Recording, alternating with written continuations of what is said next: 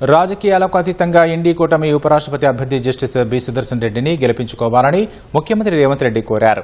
రాజ్యాంగాన్ని పరిరక్షించాలన్నా BC bill ఆమోదం పొందాలంటే న్యాయ కోవిదుడు జస్టిస్ సుదర్శన్ రెడ్డికి మద్దతు పలకాలని ఆయా పార్టీల నాయకత్వాన్ని అభ్యర్థించారు. మరోసారి తెలుగు నేతలంతా ఎన్టీఆర్ స్ఫూర్తితో సహకరించాలని సూచించారు. ఉపరాష్ట్రపతి అభ్యర్థిగా జస్టిస్ సుదర్శన్ రెడ్డిని ప్రకటించడము తెలుగు ప్రజలకు, ముఖ్యంగా తెలంగాణ ప్రజల యొక్క గౌరవ ప్రతిష్టలను పెంచింది. లేని ఓటర్లను ఉన్నట్టుగా నమోదు చేసి ప్రజాస్వామ్య ప్రక్రియను అపహాస్యం చేస్తున్న ఎన్డీఏ ఒక పక్కన, రాజ్యాంగ స్ఫూర్తిని కొనసాగించడం, రాజ్యాంగబద్ధమైన సంస్థల్ని పరిరక్షించడం, ఇండియా కూటమి ఈరోజు ఇంకొక పక్కన.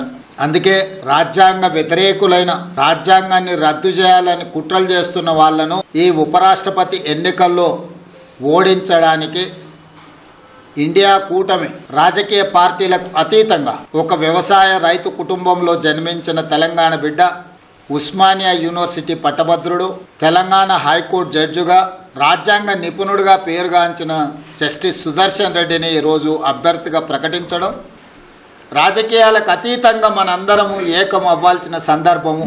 42 మంది లోక్సభ సభ్యులు, 18 మంది రాజ్యసభ సభ్యులు, ఉభయ రాష్ట్రాలకు సంబంధించిన వాళ్ళందరం ఒక తాటి మీదకి వచ్చి జస్టిస్ సుదర్శన్ రెడ్డి గెలుపులో భాగస్వాములు కావాలి. జస్టిస్ సుదర్శన్ రెడ్డిని గెలిపించవలసిన బాధ్యత మన అందరి మీద ఉన్నది. కాబట్టి చంద్రబాబు నాయుడు గారిని, చంద్రశేఖరరావు గారిని, వైఎస్ జగన్మోహన్ రెడ్డి గారిని, జనసేన అధ్యక్షుడు పవన్ కళ్యాణ్ గారిని, ఎంఐఎం పార్టీ అధ్యక్షుడు అసదుద్దీన్ ఓవైసీ గారిని, జస్టిస్ సుదర్శన్ రెడ్డి గారికి గెలవడము ఇప్పుడు అవసరం.